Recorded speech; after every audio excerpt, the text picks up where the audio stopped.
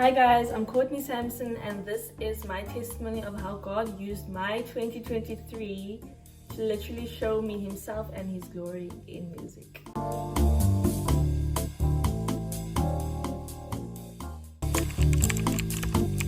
2023, I registered at university as a French horn player for my main instrument and a trumpeter for my second instrument. And so this brought a lot of shock to people, and myself included, but mostly like my friends and acquaintances, and everyone wanted to know, why would you do that? So a little backstory on why I did that is that in 2022, there was a lot of talk about me switching over to French horn in 2023, and from my lecturers, from like French horn players, from the trumpet lecturer at the university, there was just a lot of conversation about it. And I remember going to God one evening and saying, I honestly don't know what to do. I don't know what to decide, because people are telling me my success is going to be even greater on the French horn concerning gigs and getting paid and, you know, just being overall successful. Whereas right now on the trumpet, I feel slightly stagnant. It's like I'm practicing, but I'm never getting the acknowledgement. I'm never getting the positions. I'm never getting, you know, what I feel I deserve. So I need you to actually use my final exam marks to show me which one I have to do. And to be more specific, I said to God, if French horn is what you want me to do, you're gonna give me an average on the French horn that is 10% higher than my trumpet average, and then I will know that this is what I'm meant to do. And if you do that, I'll leave it all. Like I'll stop, like I'll switch over to French horn. And the exam period came, and I practiced my trumpet obviously throughout the year, but French horn I only started practicing specifically a month before the exam specifically. And I said to God, to be honest with you, I'm trying to sabotage this thing low-key as much as possible, because I don't see where this instrument falls into my life. I've never sat at home and dreamed of playing the French horn. Like piano I've thought of, violin I've thought of, cello I've thought of, but it has never been French horn. Trombone I've even thought of, but never French horn. Like, this is the most random thing that you could ever have placed in my life, you know? So I was like, I'm really gonna need you to show up and show out with that 10% so that I can know exactly what I'm supposed to do. I had my final exam on both the French horn and the trumpet in 2022. And even coming out of my French horn exam, my spirits were so down, because I just knew I had played beautifully. I don't want to sound cocky or anything, but I was like, why would you do that? The comments I got after the exam was, you need to switch over, you need to, literally the whole panel was saying that. And I was like, Lord, why would you do that? I know I prayed for this and I said, I want nice marks and I wanted 10% if this is what you want for me. But like, you just literally, you had to just go and show off why, you know? But I was like, it's fine. We haven't seen the marks yet. It could literally have just been a beautiful exam without being my future. The marks came out. I got an 89% on the French horn and a 79% on the trumpet. So God had answered the prayer that I had given him. And so I was like, okay, fine. My side of the deal is to just leave the trumpet and do it as a second instrument and do the French horn as my first. So 2023 started with me on French horn as my first. And I had no technical skills or knowledge on this instrument. I could play a few notes, and I was told I had like a nice high range, whatever, because of playing trumpet.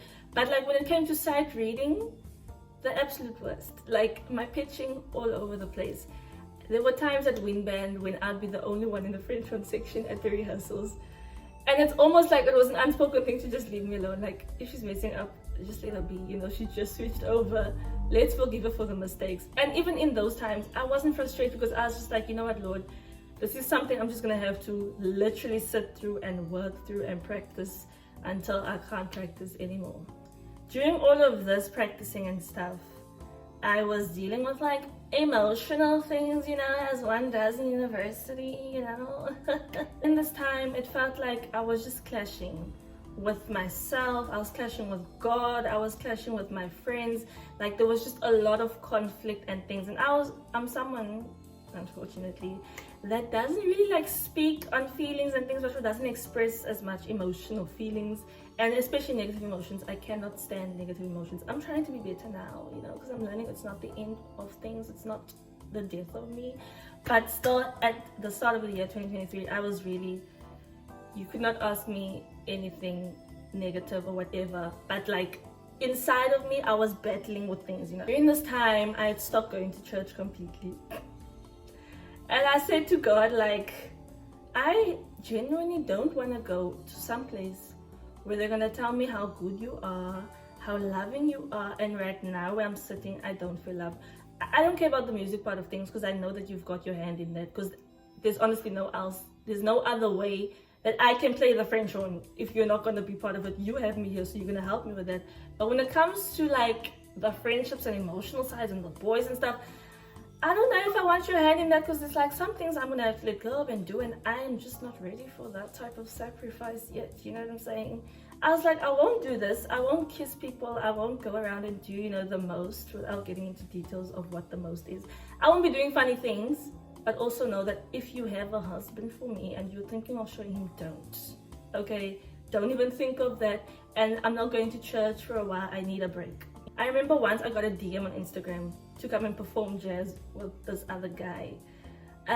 He was from another country. He was coming to Cape Town for a show. And he was like, hey, I've seen you on Instagram. I was wondering if you'd be keen to perform as the trumpeter. I'll be here, this and this, at such a time that the rehearsals are here and there. I was like, okay, Father God, you must be kidding. You must be kidding. I'm asking you for successes on the French horn, you know, and stuff like learning. And I did say I want like to thrive in jazz, you know, be a jazz trumpeter, whatever. And now you bring me this, you know, I can't improvise to save my life. I literally was like, there's no way. So I told this man, I'm not there yet, you know, improvisation wise, but share the gig and stuff. I would like to come and watch. I didn't go watch nothing, but I saw the posters and I saw it was people that I was like, oh, if I had performed with these people, my foot would have been in the door like a teeny tiny bit within jazz, you know, a teeny tiny bit. But I was like, okay, fine. That is literally a consequence of my own ill preparation. Like, I can only blame myself because I can't pray prayers but not prepare to receive them. And that's when I learned the lesson of preparation and prayer being like this. So gigs were going on, things were happening. There's this one specific performance that I remember was with, I'm just gonna say it, Marcus Wyatt. Okay, if you're a trumpeter, if you're a South African jazz person, you know, okay, that's like a household name. If you're someone that's young and you play trumpet, you want to be on a stage with Marcus Wyatt, right? So I was like, this is huge. This can only be God. And I thank the conductor at the time for, you know, involving me in this, but I was so stricken with fear. I was like, Lord, I don't know why I am here. I don't know what I'm doing. I'm not even talking to you at this moment, like personally. I still feel like a hot mess with my friendships and relationships and all that stuff. I don't know what to do. And now I can't even focus on that because I have to practice for this, because obviously I can't go there and butt, you know. But I remember being on stage and thinking, Lord, if you could take me now, like, I wouldn't even mind. I looked so cute at that gig. Sorry to sound so cocky. I literally like wore one of my favorite skirts and heels, whatever. I had practiced so hard for that gig, but I was just not feeling it. I was like, if there's anywhere else I could be, I would not want to be here right now. My friends were in the audience. My friends were on stage with me. It wasn't like I was alone or whatever, but I literally felt so alone. I felt like, I really don't want to do this. Like, it's the best thing to have ever happened. One of the best things that have ever happened in 2023. But I was just like, I just don't want to do this, Lord. Like, yo. Life went on. There was a jazz festival happening. And I said to God, I like things. You know I'm Biasach, you know, like I like things. I've always wanted to know what this jazz festival is about, because no one that you ask within my university can answer you with a straight answer. It's like, oh, you have to be there to experience it. Oh, like, so I was like, okay, if I have to be there to understand, then we need to be there to understand. You know? I'm still not feeling a year old God. I'm still feeling, you know, dark and dreary inside my spirit. I'm still not going to church like I used to. Like, I pop in like once in a while to make myself feel better, but it's not the relationship that I started off with, you know, or that I started university off with even. So I knew something was wrong, but I was like, I just don't have the time to deal with this right now. So next, like, I really am not feeling like myself, you know, but at the same time, I'm not like wanting to speak to God about it and own up, like, you know what, actually, when you took away this person, it actually made me sad. When this happened, it actually made me feel like You know, why couldn't you give me a warning when this? I remember in Makhanda, there was one night specifically that stands out to me the most out of every single evening. And I know the people there wouldn't know how I was feeling because I was going on, oh, who's this cutie? Oh, you play so well, you know, whatever. Like, I would normally go on. So no one would really see like this child, you know. I think there's one person who probably was picking up this child is weird because before we had gone on the trip, he found me in the tech lab and he was like, are you crying? Are you okay? And I was like, why are you here? So in the trip, he was really just like being a good friend, being a good person. And we kind of, you know, connected, got close, like friendly and stuff in that time. So thank the Lord for him. But while this is all happening, there was one evening that stood out. We were sitting at the dinner table before I went to the car. And one of the girls had started crying. She was crying and I could not find it within myself to comfort her or follow her to the bathroom and ask what's up. Like, I just was like, you know what, I can't. And I felt bad because like, this is your friend, this is a person that you obviously care about. You want to find out and give them comfort and, you know, reassurance, because I mean, it was a very hectic time. Everyone's eyes were opening, like flashing. Your life is flashing before your eyes at that festival. As a classical musician, you're thinking, what the heck am I doing here? I understood to some extent what she was going through. And I went to the car after that, got the keys from someone. No one would ask me like, why are you going to the car? Because I had often been taking naps in the car, you know, so it wasn't like a big deal. It was probably like, oh, she's just gonna go sleep again, whatever. I didn't even get in properly and close the door, and I started crying, like tears, fat tears just rolled. And I was like, I need to speak to Jesus. I really need to speak to Jesus. I have a classical festival after this, and I cannot go there feeling with this heavy, whatever this is on me. I can't go there with us not speaking because it's French on, you know, this is not for me. Okay, it's beautiful, it's stunning, it's nice to see my friends thrive and doing what they're doing, you know. It's nice to cheer them all on. It's also nice to see the cute boys, let's just be honest. But this is not my world, part of this world, you know. After that prayer, it felt like the relief and everything I just lifted off of my shoulders, right? And so the next day was a Sabbath day. And then I literally got dressed up. I wore a dress. I felt ready for the day because I'm like, it's Sabbath today. Me and Jesus aren't speaking terms again. It is Sabbath today. Okay, I may be at this festival where I am, but it's still Sabbath today. But anyways, thanks be to God that it was not, I came back to him in that time. So we went home. I was all hyped up. I was ready. Classical festival. And guys, I came there. I see my parts. It's literally first horn, okay? For 2 pieces, and each of these pieces have solos in it. We had the first rehearsal. It was okay. I was sight reading like the preachers were coming through. I was like, look at God, you know. I felt lighter after that prayer with God, and I'm knowing like me and God, we are here again. This is where we are.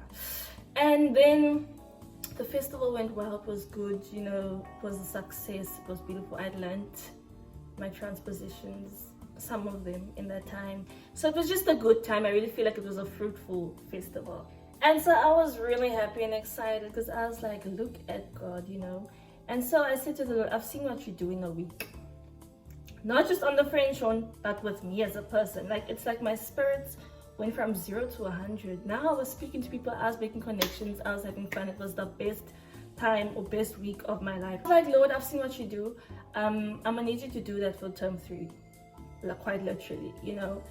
And he was like, okay, bet. Remember specifically 2 incidents that I want to share, you know. I was talking to a friend and he was like, you know, what do you want to do after university? We never actually speak about like what you want to do when you're done studying. And I told him I want to be a performer. And he was like, but you haven't really like done anything that seems like there's an interest for performance. And I don't mean like these gigs that we get at university. I mean like playing Voorspels, playing lunch hours, playing these things. You do these things on jazz, but like you're saying you want to be a classical performer, so where are the fruits? I went to God and I said, I'm not playing for free, okay? If it's a performance, it must be something that people pay for. It must be full. You must show me that you're gonna do it, you know? You said I must give you this year for French horn. This is like probably one of the tests, you know? And I was like, okay, fine. The Lord was like, okay, you said it, it will be done. And he said to me, you need to do a Johnman concert. And I was like, how am I gonna play for 1 hour with my 3 exam pieces for 1 hour at the Johnman? I don't even know how to get inside the Johnman. Isn't it like a invitation only vibe? Like, I don't understand. You know, he's like, you literally seen your friends go and play jazz there most Friday nights. What is your problem? Ask them for the number, get the number or the DM the people, since you like sending DMs. DM the people and find out. So I did. And I didn't get an answer. I got the WhatsApp from one of my friends. I didn't get an answer. And I was like, you see, Lord, you see, you're sending me here now. I look like a fool. I'm sending DMs, I'm sending WhatsApps. It's not being answered. One afternoon, while at uni, I was in class and then I got a WhatsApp message. We have September open. I can't remember I think it was the 1st of September, but it was somewhere early September vibes, you know. And I was like, okay, I'm gonna take it, you know. I was like, I'm not sleeping on this opportunity, I'm going to take it. So I said to the Lord, okay, fine. The Johnman has answered me, but I still only have 3 pieces, and there's no way I can learn new repertoire or new pieces so quickly and play it properly in 2 weeks' time. And God was like, you literally have friends who play brass instruments and piano. Why are you acting like the only friends that you've ever had are jazz musicians? Like, ask your classical friends to play with you. I was like, that's actually the smartest thing I've ever heard. Send them messages, you know, can you please play with me, whatever, we can play this, or you can decide, can you please play with me? And everyone was like immediately yes. And so I was like, okay, thank you, Jesus. Thank you, Jesus. You know, it's getting set in motion. And for the next 2 weeks, I was a freaking mess, you know. Shame. When I stress, I don't think I'm my best self. But anyways, this show was a success. It was so packed and full. I was like,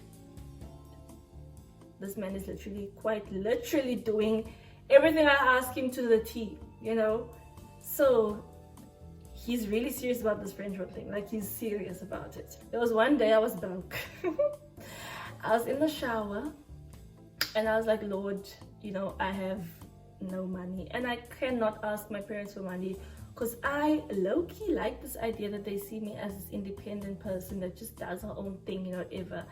And I just need you to give me a gig right now.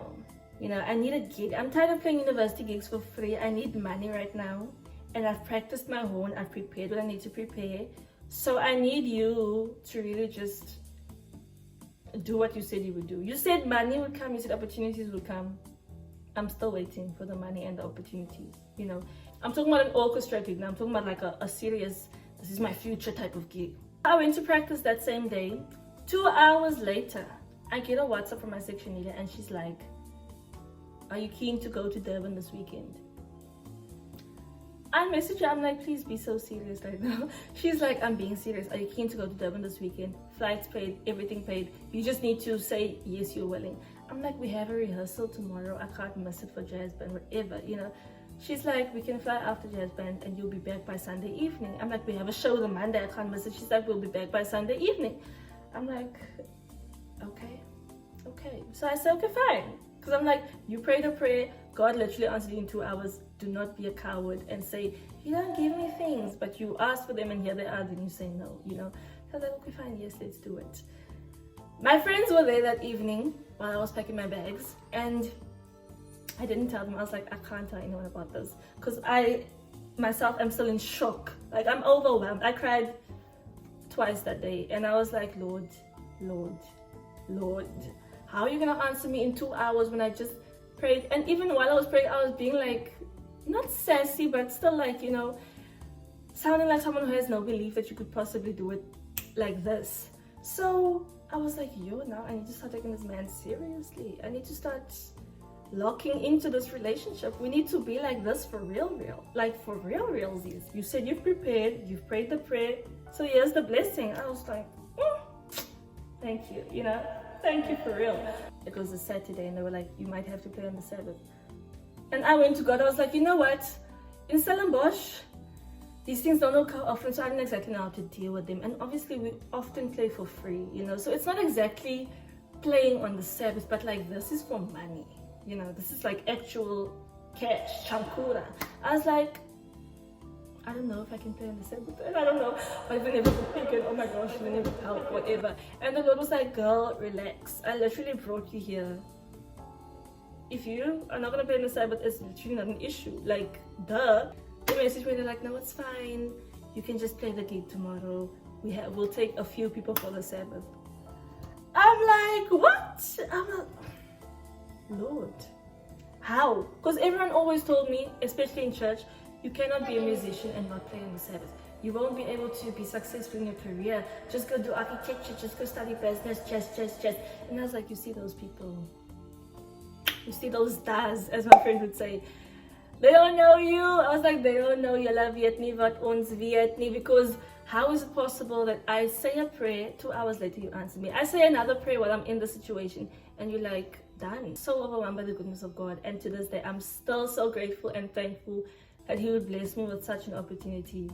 And still like respect the whole thing of the Sabbath, because I mean, it's His day. So I was like so in awe. And I still am, because it's the most shocking thing to have happened in my whole career so far. We went home. I went to play the jazz band gig the next day. It was all fun. It was lovely. My friends were like, why didn't you tell us you went there? And I was like, guys, I'm still in disbelief that I even went there. So I'm sorry for not telling you, but like, so yeah, that's all that I really wanted to share. Obviously, there's so many other things God had done within like the last semester of 2023, and I had fully given over my career to Him. There were like ad hoc gigs with other orchestras. I'd gotten so many messages for things that I had to turn down because I have an orchestra thing at uni, or I have a wind band thing at uni, or I have a jazz band thing at uni, or I have an exam. But like the opportunities were never not coming in, and I was just like, I gave God this one thing. What could happen in my life if I give Him more? I just want to urge and encourage every single young person, every single musician, even if you're an old person watching this video, every single person watching this video, to just give God a try. Give Him a chance. Give Him the chance to show you how good it can get if you serve Him fully, if you give over aspects of your life to Him, okay? I'm not saying don't give your full life to Him, because obviously do that. Like, if you can give Him your all, 100% do it. Like, when I tell you I never thought I'd be playing French horn in my entire life. It never occurred to me that this is even an instrument to consider. So I was like, look at the hand of God. Those obstacles, I literally went around telling people that they were sexist because they wouldn't give me trumpet opportunities, you know, because I was like, I practice, I prepare, but you're not giving me the opportunity. And now looking back, I'm like, it's literally only because if you had gotten those things, you never would have picked up this instrument. You never would have given God a chance. You'd have gone in all of those things being cocky and being like confident in your own abilities. But now I walk into rooms with the horn and I can say, this was the hand of God. This is what God has done for me before. This is what He can do again. And I believe in this year He's gonna show up and show out again, because that's what He wants to do. The only thing God has ever wanted to do for us is to bless us as His children. When it comes to the Israelites, we're always like, those people. But those people can sometimes be us. God gives you what you want. You pray for certain things, you get it, and then you lose sight of who He is. And I urge us all to not be the Israelites, you know. I urge us all to be like David. If there's anyone that you ever want to emulate in the Bible, I'm going to tell you to emulate David. He sinned and he fell short so many times, but he knew who his father was. He knew to come back to the throne of mercy every single time. And that's what we need to have in our careers, in our daily lives, in our relationships, in your friendships, in whatever. Because, you know, the thing about David is that his faith not only helped him prosper in his reign and the nation prosper at war and stuff like that, but it carried his son Solomon. It carried Solomon's son Rehoboam. It carried Rehoboam's son, whose name I cannot remember. That when God sees that you are trying and you have faith in Him, He wants to show you off. That's all He has ever wanted to do, is to show us off, and to show us off to the point where we can go and proclaim that my God did that for me. Not I'm such a talented French horn player. My ears are so sharp, you know, because I can sing, I can play French horn well. Oh my word, of course I can play the highest C on the French horn because I was a trumpeter. It's all about me. But no, I can say, you know what? God ordained my life in such a way that I started off on trumpet, now I'm playing French horn, and I've gotten these opportunities, I've played these gigs, I've learned these things. He's blessed me with these people who could give sound advice. He's blessed me with a lecturer that has been on my case since I arrived at the university, saying, you need to play horn, you need to play. And I was just like, ma'am, no, you know. just give him a chance, man. You know, say that prayer that sounds crazy and believe it's gonna happen, because it's going to. Like, I literally said, I want the 10%, prove a point, just to prove a point. I want the 10%. He was like, yeah. I said to him, I want a gig and I want I want to get paid. He said, yeah. I said to him, okay, I want an orchestra gig, you know, because you're always saying da, da, da, da, whatever. And he said, yeah, within 2 hours. So I'm like, yo. And he's never stopped saying yeah ever since then. But it's just like the amazement, the bewilderment. If he's going to have to break your heart, if he's going to have to take away people, if he's going to have to literally give you disturbing sleepless nights, whatever it is, to get your attention to come back to him, he is going to do it. So don't be like me, or don't be like the Israelites. Learn a lesson. If you see something is not adding up in your life and only God can fix it, get back there. And that's all I have to say for this video. Mwah, peace and love. Thank you. Bye.